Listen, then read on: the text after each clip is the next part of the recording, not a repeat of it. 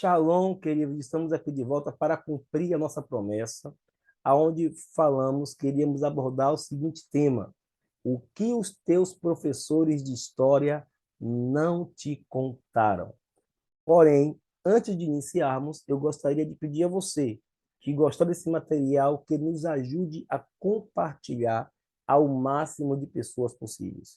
Os nossos canais, tanto no Kawai, Cumprindo uma Missão, tanto no YouTube, Instagram e Facebook, tem como seu principal objetivo facilitar o conhecimento ao máximo de pessoas possíveis. E este vídeo não será um vídeo longo, porém não será um vídeo também curto. Tentaremos fazer aqui um vídeo médio que a gente possa estar abordando com qualidade essas temáticas, fazendo uma síntese melhor possível dos conteúdos propostos neste material, tá bom, gente? Mas vamos lá. O que é que os teus professores de história não te contaram?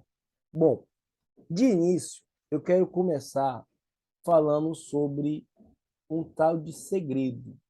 Você sabia que quem entra na faculdade, na maioria das vezes, ouve falar sobre esse tal segredo do refrigerante X? Esse primeiro refrigerante aí, escuro na frente, certamente vai te lembrar que refrigerante eu estou me referindo, ainda que, por questão de direitos autorais, eu não cite o seu nome, mas é um refrigerante muito famoso e que as pessoas normalmente usam no churrasquinho da tarde, no almoço, né? Porque ele é muito famoso em todo o mundo, tá certo? Bom, aqui eu já quero iniciar dizendo a você o seguinte: quando você entra na faculdade, quando você entra na escola, os teus professores, eles tendem a te passar as informações necessárias para te levar a uma aprovação. Mas eles tendem, na maioria das vezes, a omitir outras informações se tiverem um interesse particular de doutrinar você ou de direcionar você a um certo ponto, a uma certa corrente filosófica, a uma certa corrente histórica que eles queiram defender, tá bom? Sendo dito isso, essa frase eu tive a primeira experiência dentro de um curso acadêmico, onde um professor me disse o seguinte: Eldo, você sabe o segredo do refrigerante X? Eu falei para ele o seguinte: não. E ele me disse: tá aí o seu alerta inicial. Nem tudo que você aprende aqui se deve ensinar lá fora. Sabe por que tal refrigerante continua sendo um refrigerante mais vendido do mundo? É porque existe na sua fórmula algo que ninguém conhece, que ninguém consegue copiar, que ninguém consegue fazer o mesmo. Por essa razão que as pessoas até tentam, mas não conseguem fazer algo similar ao refrigerante X. Nesse ponto, começa aqui o primeiro sentimento de todo universitário. Na maioria das vezes, quem faz o mundo acadêmico se coloca superior às outras pessoas, porque na cabeça deles, eles se acham donos da verdade, donos absolutos do conhecimento, do entendimento, né? E a maioria das vezes, muitos deles carregam um rei na barriga e menosprezam, se não de maneira prática, mas pelo menos teórica, aqueles que não estão no mundo acadêmico. A esses nós chamamos de leigos. Quem é o leigo? O leigo é aquele que até tem sua formação, mas não tem instrução acadêmica, não fez uma faculdade, um curso superior. Bom, esses são aqueles que saem da faculdade e voltam para o mundo real lá, e muitos deles viram educadores, eles viram professores, lecionam no ensino fundamental, no ensino médio, só que eles vêm de lá trazendo informações tendenciosas, eles não levam a informação completa, eles levam a informação que convém para conduzir os alunos, conduzir os estudantes a seguir uma linha, né, a seguir um tipo de pensamento. A isso nós chamamos de segredo do refrigerante X. E que segredo é esse? Bom, aqui começa a construção da história. Eu sou formado em História e, como professor de História, eu preciso que você entenda algumas verdades para que nós cheguemos à construção desses pensamentos. Vamos lá. Primeira questão que eu quero que você entenda é: a história está dividida em dois pontos centrais. Nesse material, eu quero que você entenda que a história está dividida em dois pontos centrais. Primeiro ponto, fato histórico. Segundo ponto, interpretação do fato histórico. O que me leva a uma conclusão, que uma má interpretação pode alterar o entendimento do fato histórico para favorecer jogos de interesses pessoais e escusos. Por exemplo, na pergunta Davi versus Golias, quem é o herói e quem é o vilão? Se você é cristão, certamente você vai responder o seguinte: Davi é o herói que lutou contra o inimigo do povo de Israel e assim destruiu Golias, o vilão. Essa é a conclusão óbvia de todos aqueles que conhecem as Escrituras Sagradas. Bom, usando esse mesmo exemplo, vamos separar aí o fato histórico. Qual é o fato histórico? O fato histórico é que, durante a história da humanidade, houve um dia que uma criança chamada Davi lutou com um gigante chamado Golias, aonde Davi venceu o gigante. Ponto. Até aí é o fato histórico. É comprovado, essa história tem como comprovar, além da Bíblia, há toda uma tradição, há toda uma construção em cima dessa realidade. Inclusive, é certo que Davi foi um dos grandes reis de Israel. Bom, esse é o fato.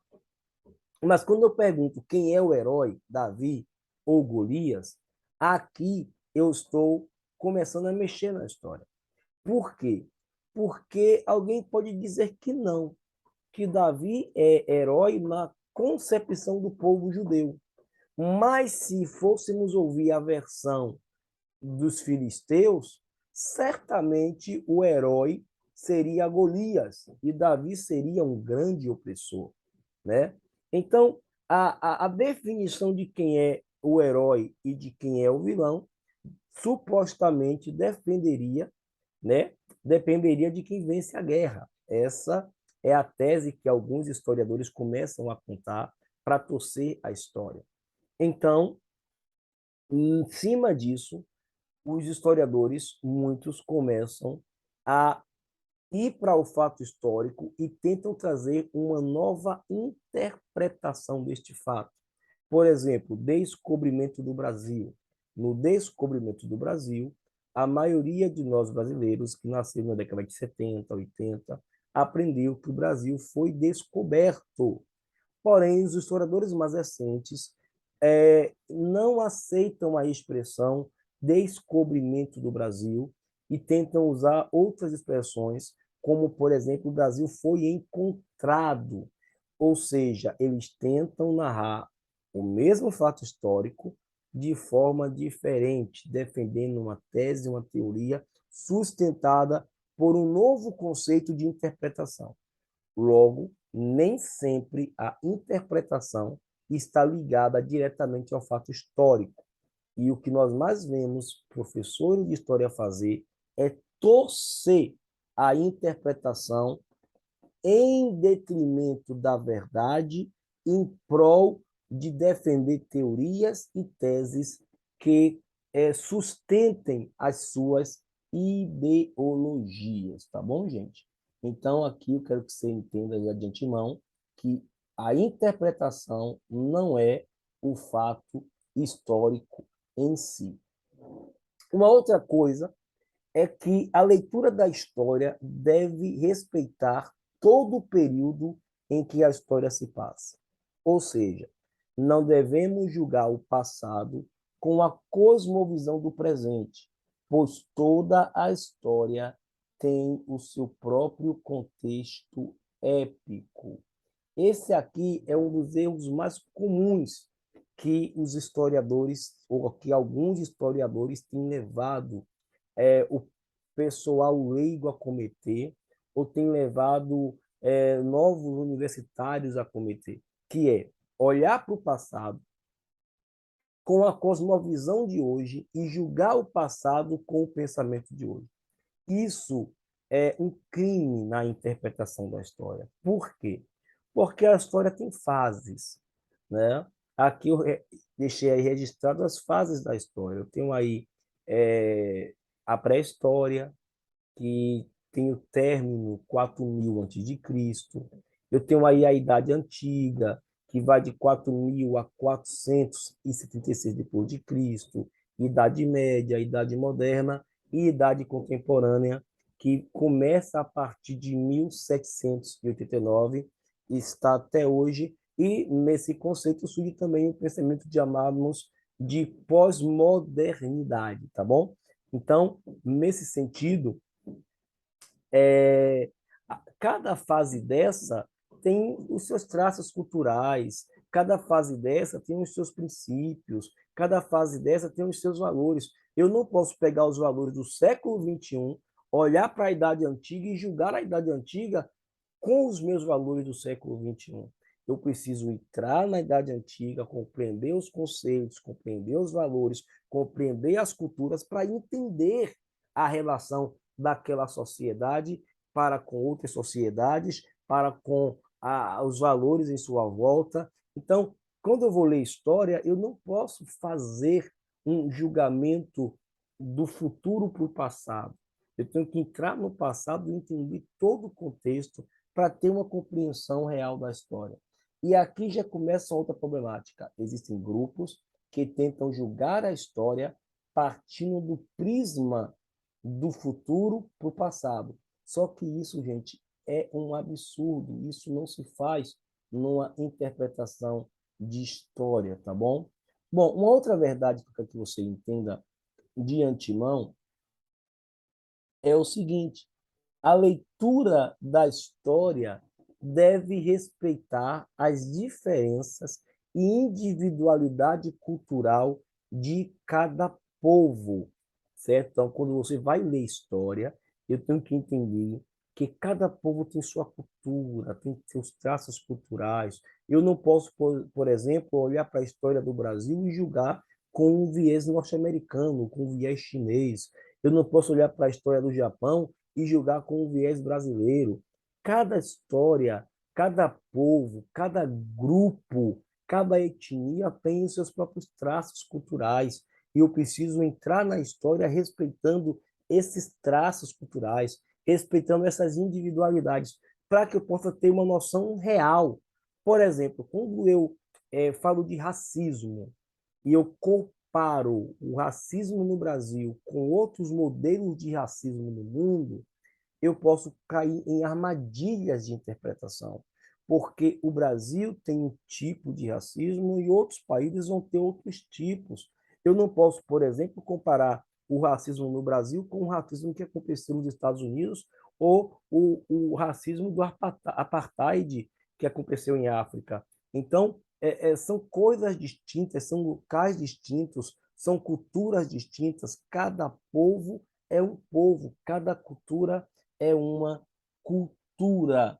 E aqui os professores de história também começam a querer bagunçar, porque eles querem universalizar a coisa, eles pegam temas soltos e vão lançando e desrespeita as regras estabelecidas pela própria história, tá bom? Um outro detalhe aqui é a fonte, tá? O que é que os professores fazem nas faculdades ou nas escolas? Eles te dão um livro, porque o ponto de investigação da história, da ciência, está na literatura, né? está nos fatos históricos, mas também na literatura.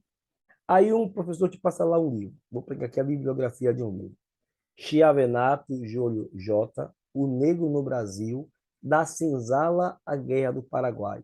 São Paulo Brasiliense, 1986. As pessoas pegam um livro de Chiavenato e começam a ler.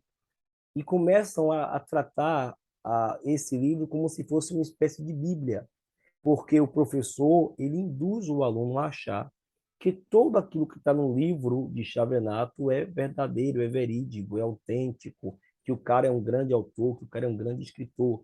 Tudo bem, ele é um grande escritor, é um cara que é lido em muitos cursos, em muitas faculdades, em muitos grupos de pesquisadores. É um professor, é um homem que realmente tem o seu histórico e que nós não podemos aqui desrespeitá-lo, tá? Porém, quando a gente vai pesquisar a biografia dele, aqui nós temos um terceiro ponto, vou resumir, tá?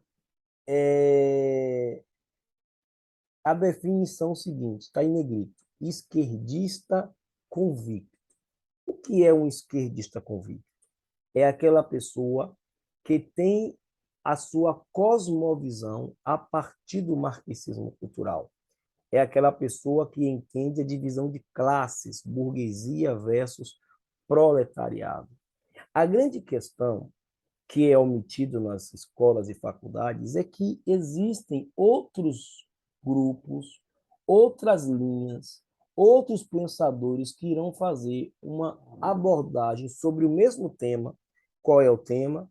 O negro no Brasil, da senzala à Guerra do Paraguai. Ainda que não tenha o mesmo título, que não tenha o mesmo nome, mas o negro do Brasil, esse tema é estudado por outros historiadores, por outros livros que trazem uma cosmovisão diferente, né, daquilo que o Chavenato apresenta.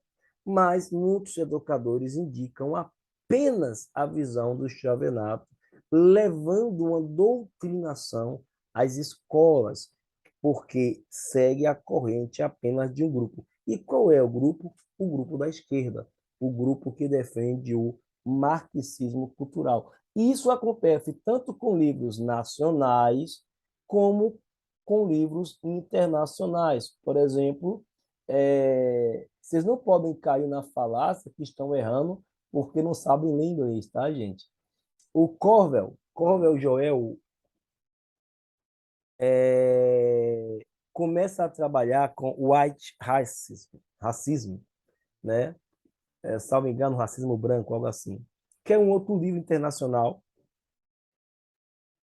Porém, quando nós vamos para a biografia do Corvel, a gente vê que Corvel está aí no segundo ponto, se envolveu no ativismo político, né, na década de 1960 e como resultado da guerra de Vietnã, ele começou a estudar Karl Marx, o que criou um conflito com a sua identidade como psicanalista marxista.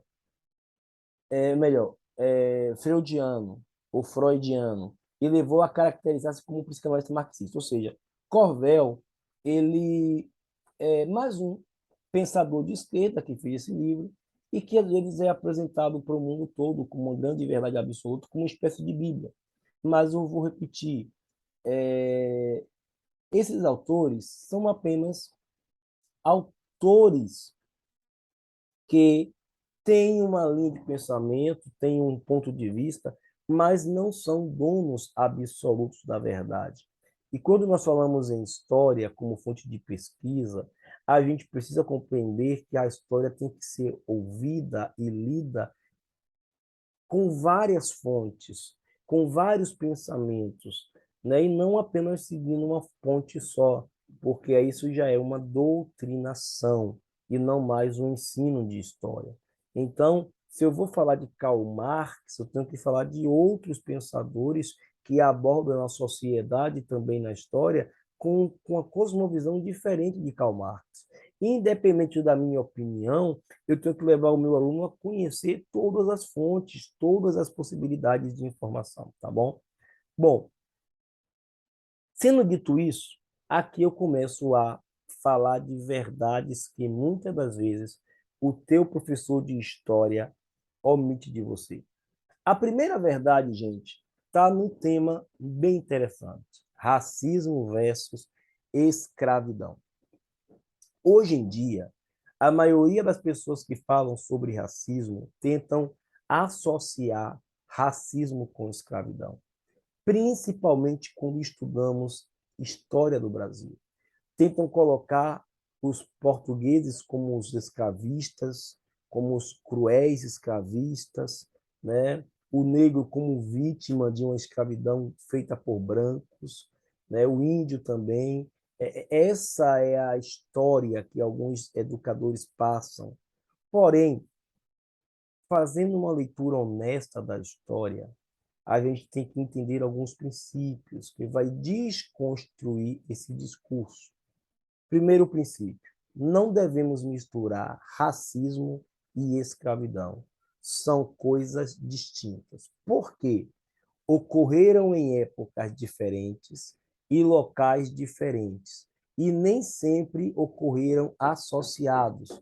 Ou seja, nem todo caso de escravidão foi motivado por racismo, e nem todo racismo gerou escravidão. Primeira verdade daqui.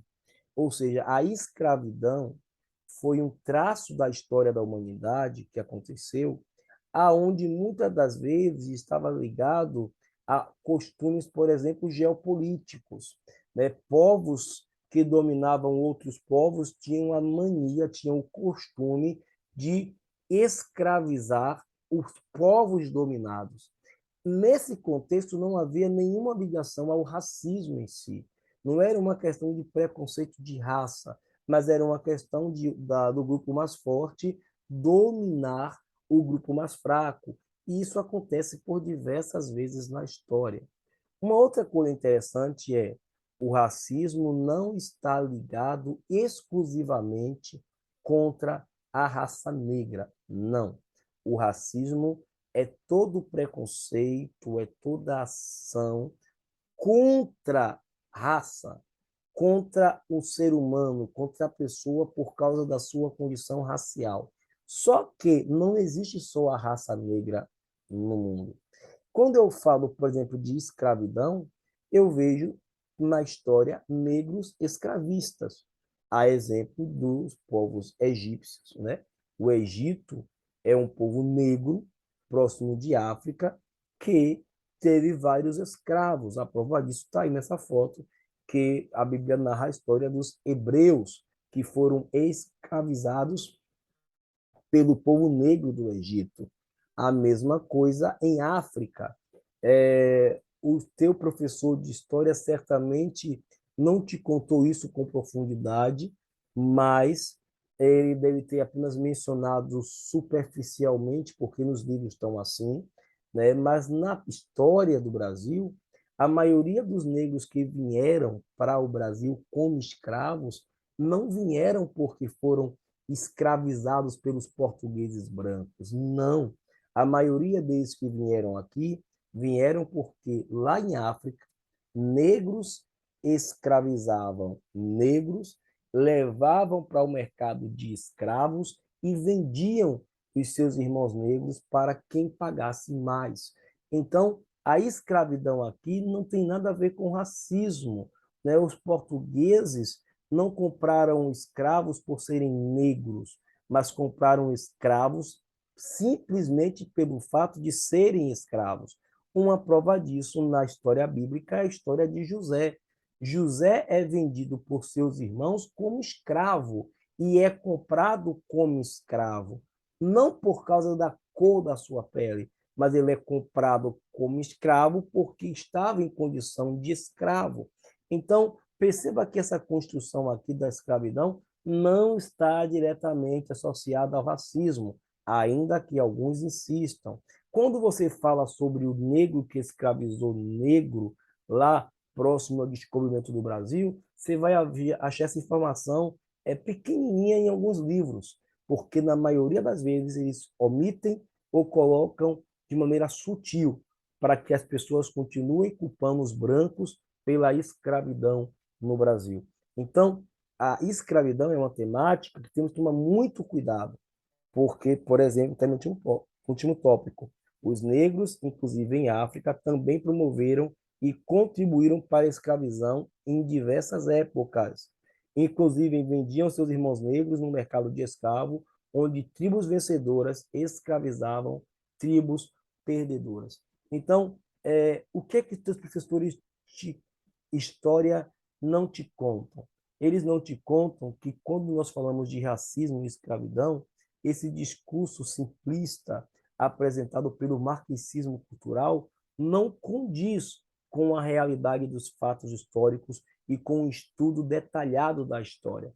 Eles apenas fazem uma nova interpretação para defender uma ideologia, tá bom, gente?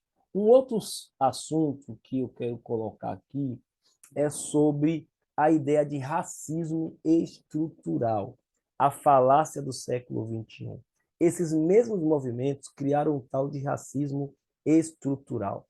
Eles querem dizer que o nosso país, Brasil, tem na sua estrutura o racismo, é cultura. O país Brasil é um país culturalmente racista, é um país culturalmente preconceituoso com os negros. Essa é a ideia. E essa é uma falácia sem tamanho, sem noção. E eu vou te explicar isso por quê. Aqui eu peguei esse cartaz aí de uma palestra que teve numa escola pública lá no Ceará, né? E o tema era o racismo estrutural e os desafios da luta antirracista. Primeiro eu quero deixar claro que o racismo é crime hediondo e ninguém aqui está defendendo o racismo. Não. Todo racista deve ser punido ao rigor da lei. Racismo é crime e crime hediondo. Porém, nem tudo que chamamos de racismo é realmente racismo. E eu vou te provar por quê. Pensa comigo.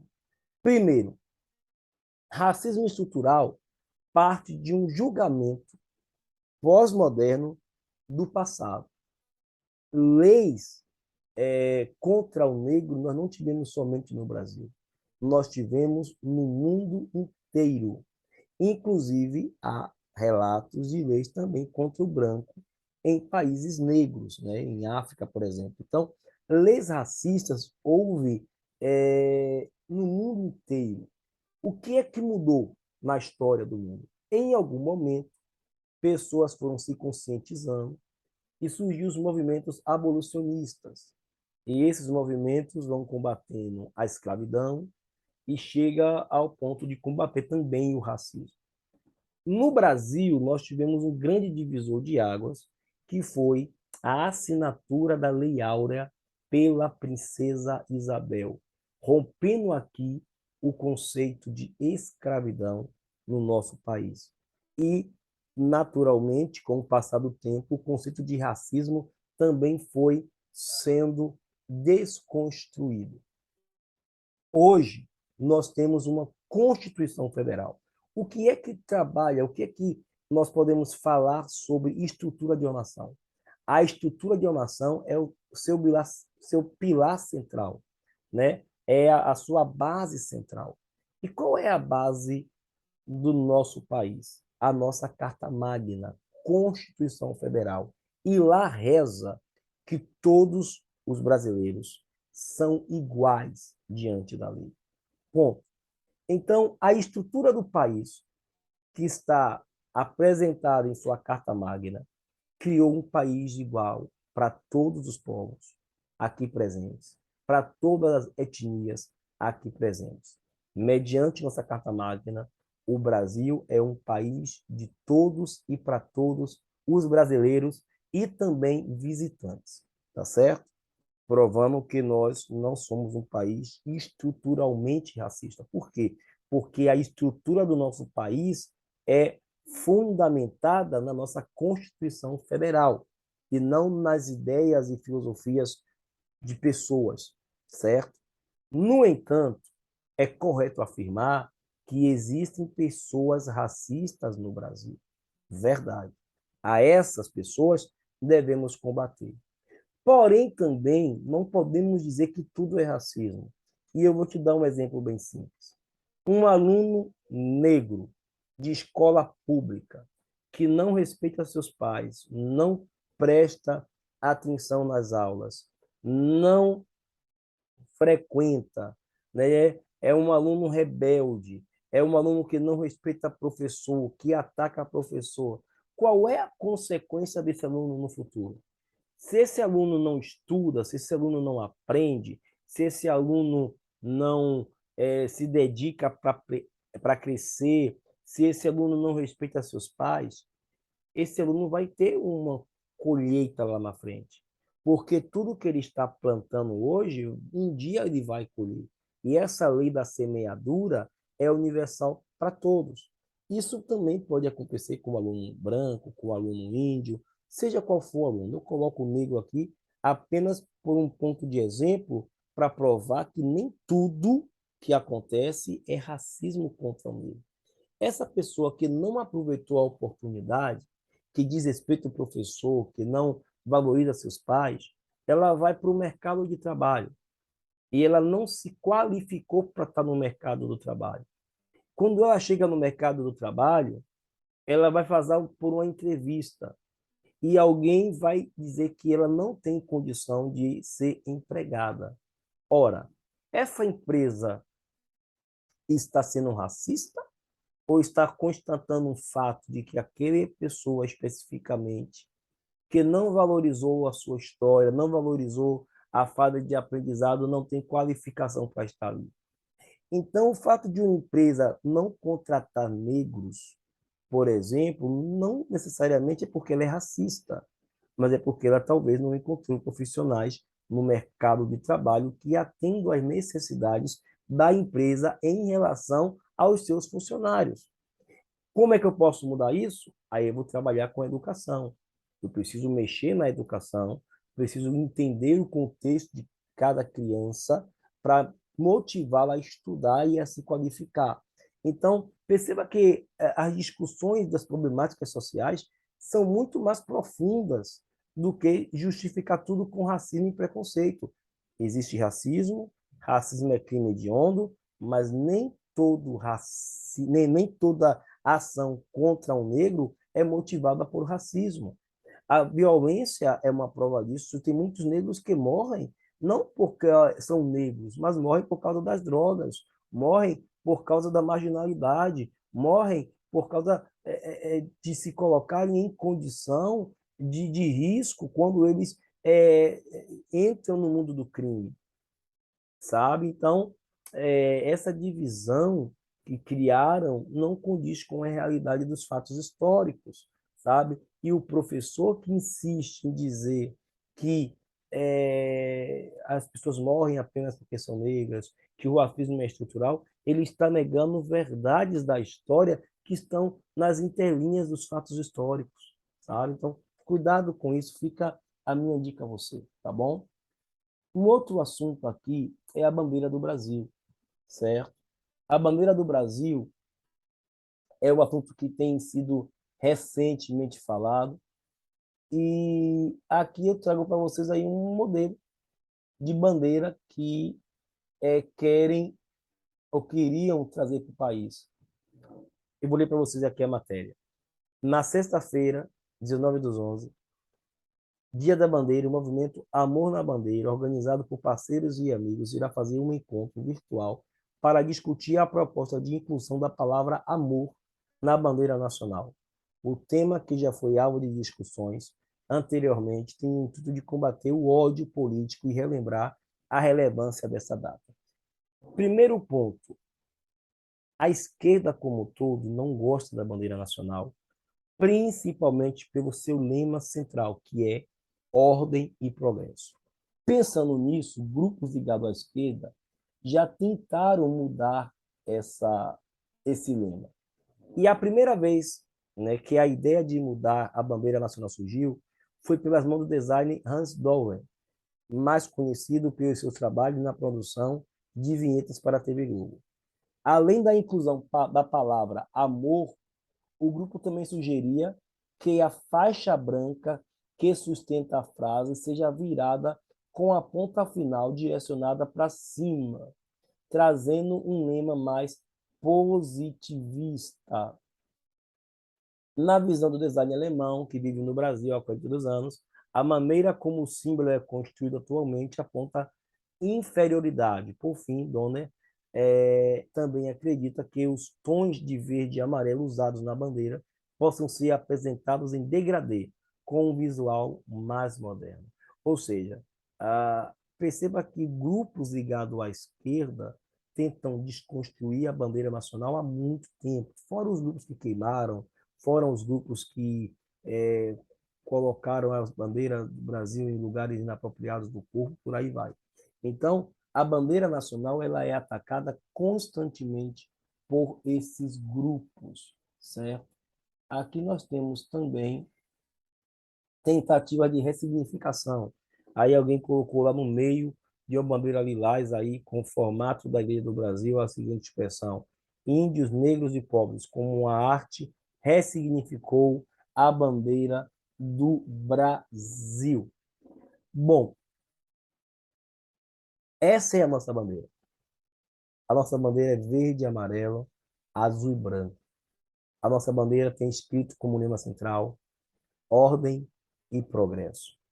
E é exatamente aqui que os professores de história mais têm falhado, em contar a história do Brasil de maneira correta. Eles, graças ao marxismo cultural, muitos deles estão altamente envolvidos com esse pensamento marxista. Eu falo porque eu sou historiador, eu falo porque eu fui formado em história e lá dentro eu convivi com isso durante muito tempo e até fui parcialmente um marxista cultural. Então eu te digo por propriedade de que os historiadores do Brasil, principalmente, eles estão altamente infectados com uma corrente ideológica e só conseguem analisar toda a história partindo desse ponto de vista. E eles, para isso, tentam torcer os fatos históricos, mover novas interpretações, a fim de apresentar novas ideias, novas correntes, novas linhas e desconstruir a história posta, aquilo que já está aí. Muitos deles querem provar para mim, para você, que Davi é o vilão e Golias é o herói. E eles tentam fazer isso em tudo no Brasil. E para isso, muitos deles tentam até, inclusive, atacar a nossa bandeira, criando teorias, criando teses que tentam desconstruir a nossa realidade cultural. O interessante é que muitos deles querem, até defendem a ideia da construção de uma nova constituinte, de uma nova constituição. Eu costumo dizer o seguinte: nós temos o país mais lindo do mundo, nós temos a Constituição melhor do mundo, nós temos o sistema SUS, que é o melhor sistema de saúde do mundo. No entanto, o que nós precisamos não é mudar essas coisas. Possamos até aperfeiçoar, colocar, por exemplo, no Código Penal, colocar leis mais rígidas, né, para termos mais segurança, mas não precisamos necessariamente mudar tudo que está lá, porque tem muita coisa boa. O que o brasileiro precisa voltar a aprender é a entender a responsabilidade de cumprir os seus deveres com a pátria, de obedecer às leis do nosso país. Não precisamos mudar de bandeira, precisamos mudar a nossa atitude. Esse é o princípio que nós defendemos. É esse o princípio que muitas das vezes as pessoas elas querem motivar a rebeldia, motivar a anarquia e querer mudar a estrutura da nação. Escute, toda rebeldia, toda anarquia vai gerar caos. Se a gente quiser mudar a história desse país, temos que aprender a obedecer às leis constitucionais, porque todos somos iguais diante da lei e todos devemos obedecer às leis de nosso país. Aprenda isso. Um erro não justifica outro erro. como um cidadão brasileiro, devemos ser honestos conosco mesmo e nos esforçarmos para cumprir o máximo possível a nossa Constituição, porque nós somos pessoas que nesse país temos deveres e direitos. Direito tem quem direito anda. O problema é que esse mesmo sistema que criou educadores tendenciosos tenta criar uma sociedade de direitos com pouca responsabilidade, com pouca consciência em relação aos seus deveres. Não adianta lutar pelos direitos se nós não estivermos cumprindo os nossos deveres quanto cidadãos desta pátria.